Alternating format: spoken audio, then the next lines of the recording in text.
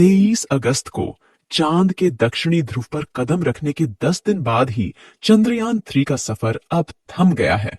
14 दिनों के लिए भेजा गया चंद्रयान मिशन को अचानक 10 दिनों में ही खत्म करना पड़ा। इसरो ने 23 अगस्त की शाम चांद के दक्षिणी ध्रुव पर अपने चंद्रयान-3 की सफल लैंडिंग करवाकर पूरी दुनिया को चौंका दिया था। और अब 2 सितंबर को इसरो ने सूर्य की रिसर्च करने के लिए अपना आदित्यवन अंतरिक्षयान लॉन्च कर दिया है।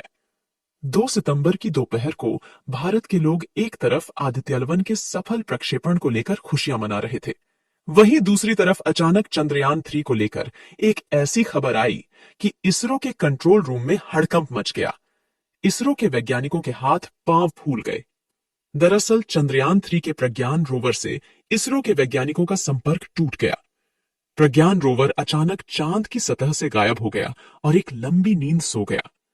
अब प्रज्ञान रोवर का इसरो से संपर्क कैसे टूटा और ऐसा क्या हुआ कि प्रज्ञान रोवर अचानक चांद की सतह से गायब हो गया? क्या इसरो के वैज्ञानिकों की गलती की वजह से गायब हुआ चंद्रयान-3 का रोवर?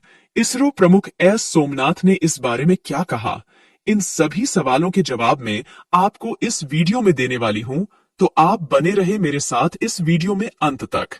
लेकिन आप एक देशभक्त की तरह इस वीडियो को लाइक कर इसरो के वैज्ञानिकों के लिए कमेंट में जय हिंद जरूर लिख दे। दरअसल दोस्तों, 23 अगस्त को चंद्रयान-3 ने जब चांद की सतह पर लैंड किया था, तब पूरी दुनिया ने चांद के दक्षिणी ध्रुव को पहली बार देखा था। इससे पहले पूरी दुनिया चांद के इस भाग से अनजान थी। अमेरिका और रूस ने जो अपने अंतरिक्ष यात्री और मून मिशन भेजे थे, वो सब चांद के उत्तरी ध्रुव पर ही लैंड कर गए। भारत को छोड़कर किसी भी देश ने यहां पर आज तक कदम नहीं रखा है। इसके पीछे बहुत रहस्य छुपे हुए हैं। चांद के दक्षिणी ध्रुव की सतह बहुत ही डरावनी और भयानक रहस्यों से भरी पड़ी है। अमेरिका के अंतरिक्ष यात्री नील आर्मस्ट्रॉन्ग ने भी कहा था कि दक्षिणी ध्रुव पर कुछ रहस्य ऐसे हैं जिससे अभी तक मानव अनजान है। उन्होंने साफ तो नहीं बताया, लेकिन शायद उनका इशारा एलियंस की तरफ था। दोस्तों, अब आप सोच रहे होंगे कि चांद का दक्षिणी ध्रुव इतना भयानक क्यों है, तो आपको बता दूं कि दक्षिणी ध्रुव चांद का वह हिस्सा है जहां पर सूर्य की रोशनी बेहद कम पहुंचती है और ज्यादातर भाग में अंधेरा ही रहता है। इतना ही नहीं, यहां पर बहुत गहरे और बड़े बड़े गड्ढे भी मौजूद हैं। इनमें से कई गड्ढे तो कई किलोमीटर गहरे भी है, जिनमें आज तक कभी सूरज की रोशनी नहीं पहुंची है। माना तो यह भी जाता है कि इन अंधेरे गड्ढों में ही एलियंस का निवास रहता है। हमारा चंद्रयान-3 का लैंडर भी ऐसी ही सतह पर लैंड किया था।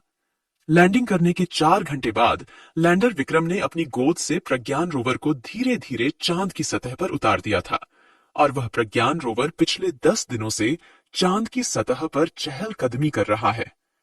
इस दौरान रोवर प्रज्ञान ने चांद की सतह के कई वीडियो और तस्वीरें इसरो को भेजी और चांद के कई रहस्यों से पर्दा जरूर उठा दिया।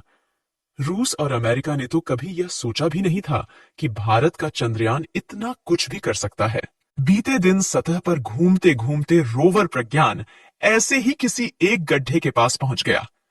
रोवर में लगे सेंसरों ने तुरंत उस गड्ढे को देख लिया और रोवर को उस गड्ढे के नजदीक से निकाल लिया।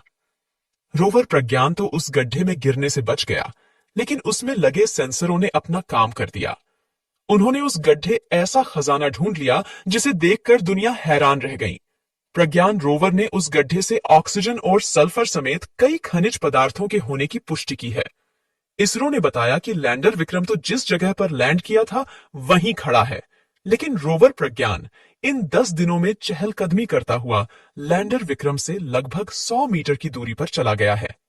दोस्तों, चांद के दक्षिणी ध्रुव पर रिसर्च करने में 2 ही मुख्य परेशानी आती है। पहली, लैंडर को सफलतापूर्वक चांद की सतह पर लैंड करवाना, और दूसरी, लैंडर और विक्रम के साथ धरती से संपर्क बनाए रखना। लेकिन इन सबसे बड़ी समस्या है चांद की सतह पर लैंडर और प्रज्ञान को जीवित रखना। दरअसल लैंडर और प्रज्ञान रोवर सोलर एनर्जी से चलते हैं। इन दोनों में ही सोलर प्लेट लगी हुई है, जिससे सूरज की किरणों से एनर्जी लेकर इनके उपकरण काम करना प्रारंभ करते हैं।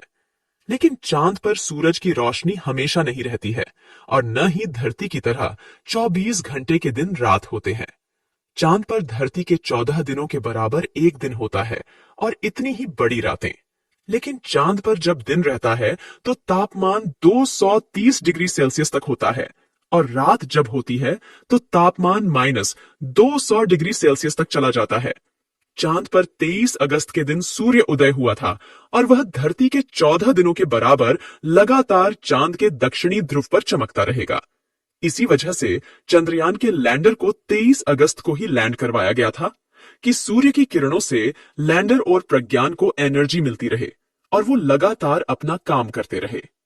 हुआ भी ऐसा ही, लैंडर और प्रज्ञान लगातार अपना काम कर रहे हैं, लेकिन अब इन्हें अपना काम रोकना पड़ेगा क्योंकि चांद की जिस सतह पर ये काम कर रहे हैं वहां से सूर्य की किरणें लगातार दूर होती जा रही है और अब वहां 14 दिन तक रात होने वाली है। जब सूर्य की रोशनी कम हो जाएगी तो चंद्रयान 3 के उपकरणों को एनर्जी नहीं मिलेगी, जिससे वे काम करना बंद कर देंगे। सभी उपकरण एक साथ बंद न हो और एक साथ इनका संपर्क इसरो से न टूटे, इसके लिए इसरो के कंट्रोल रूम से वैज्ञानिक रोवर प्रज्ञान के एक एक उपकरण निष्क्रिय करके देख रहे हैं कि वो सिग्नल काम कर रहे हैं या नहीं।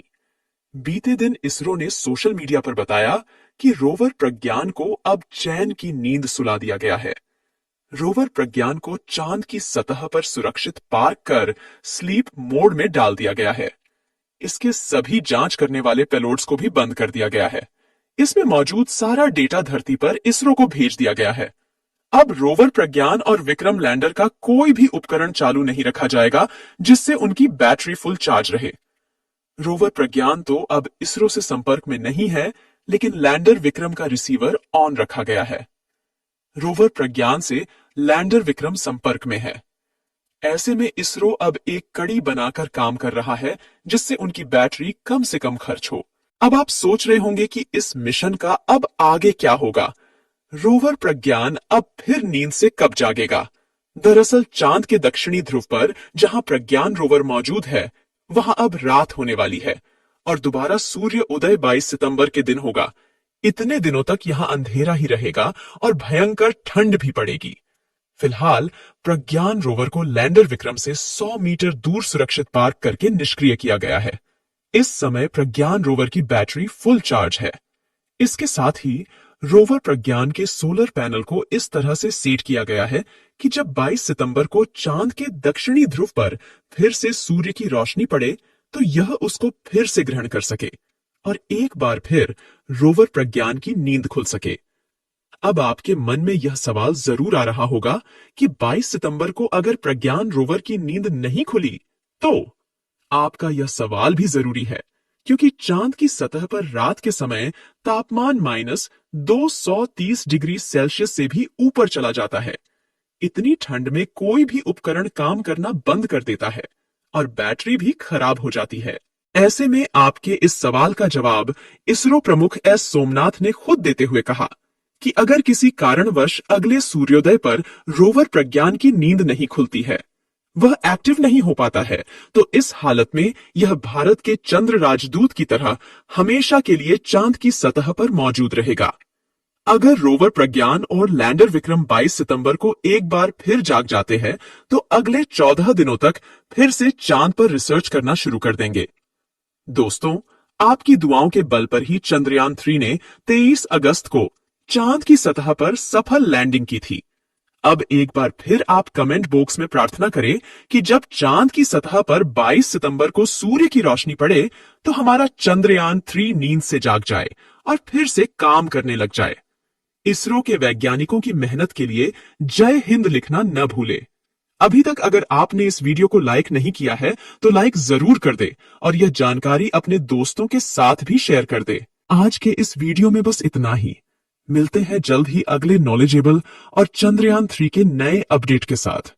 तब तक के लिए आप इस चैनल को सब्सक्राइब कर बेल आइकन को भी दबा दे। वीडियो को अंत तक देखने के लिए आपका बहुत बहुत धन्यवाद। जय हिंद, जय इसरो।